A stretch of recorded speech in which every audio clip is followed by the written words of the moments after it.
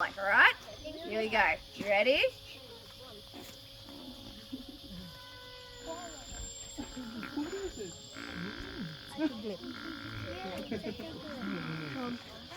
Oink, oink. What is it?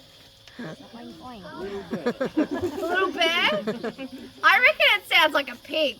I had one person say a frog.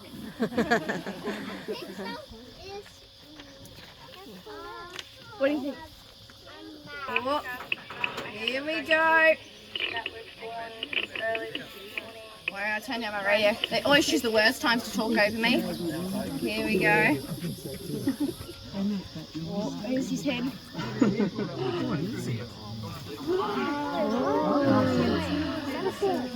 What is it?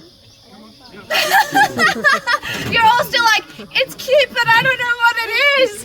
This here is Ralph, and he is our Rufus Bettong. Now, to break it down, because Rufus Bettong is still very confusing, he is essentially a mini kangaroo, okay? He's part of the macropod family that consists of your kangaroos, wallabies, wallaroos, all those animals, because they all have one thing in common, and it has to do with their feet. If we look at Ralph's feet here, they look like kangaroo feet, don't they? Look at those large little feet, aren't they awesome? They're just so cute, I love them so much. Now Ralph here, he's called a Rufus Bettong. Now it is quite the fancy name, and we are here in Australia, and if we know Australians, they like to make things simple. So what you could also call him is a rat kangaroo.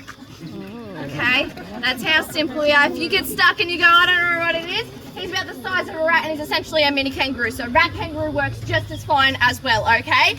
Now Ralph here, he got his name Ralph because even though he looks like this sweet little innocent thing that couldn't hurt a fly, he's a little destructor. He is named after Wreck-It Ralph, okay? He flips over his bedding, he flips over his food bowl.